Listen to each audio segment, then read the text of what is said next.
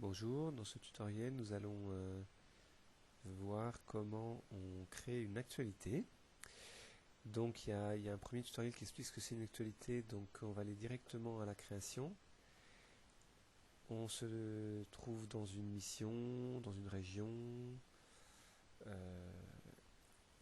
et éventuellement sous une section, il y a un autre tutoriel qui parle de l'ordre dans lequel vont apparaître les actualités, donc c'est important de créer son actualité au bon endroit. Et voilà, ajout d'un élément, actualité. Alors, il y a un autre tutoriel qui parle des actualités référencées. Ça, c'est quand on veut réutiliser une actualité qui existe déjà ailleurs. Donc, nous, on va être en normal. Donc, on donne un titre. Session Cana pour les couples cet été. Donc, là, il n'y a pas besoin en général, il n'y a pas besoin de dire beaucoup, puisqu'il s'agit essentiellement d'attirer l'attention et de renvoyer vers une proposition. Donc,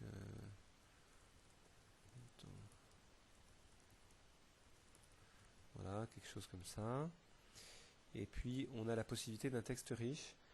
Alors, si c'est une actualité qui va renvoyer à une proposition, en général, c'est mieux de rester assez sobre et de ne pas trop en dire. Il faut plutôt donner envie de cliquer sur le en savoir plus qui va apparaître, sur le lire la suite. Et on va plutôt à ce moment-là directement aller à l'élément référencé, qui sera la proposition vers laquelle on va renvoyer l'internaute. Alors ça, c'est le petit navigateur qu'on trouve souvent. Voilà, donc moi je vais renvoyer vers une session Cana comme ça. Voilà, n'importe laquelle. Pardon. Et quand on sélectionne ici, si on clique sur le texte ici, ça descend au niveau du dessous. Si on veut sélectionner l'élément, on clique sur la gauche. Donc là, j'ai défini une session Cana. Alors la vignette, l'image de vignette, c'est quand même important parce que visuellement, c'est ce qui va apparaître dans la colonne de droite.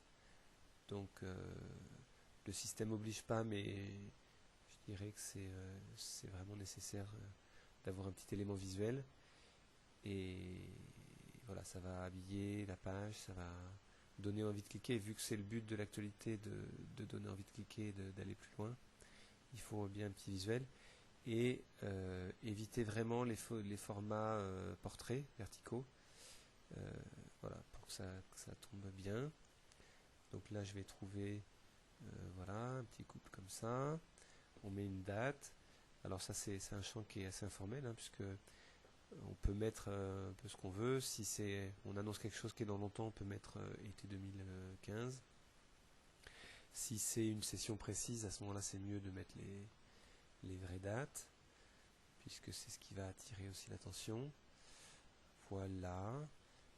Alors si on a une actualité qui renvoie pas à une proposition, à ce moment-là, on va vraiment utiliser le corps du texte pour donner les contacts. Peut-être on va mettre d'autres photos, on va donner les lieux exacts, etc.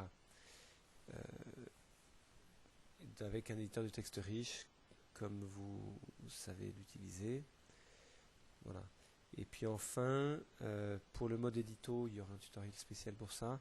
Exergue et spécifique au conteneur, ça c'est des choses dont on parlera par rapport à l'ordre dans lequel apparaissent les actualités. Voilà, donc je clique sur enregistrer. Je n'oublie pas de publier mon actualité si je veux que les gens la voient.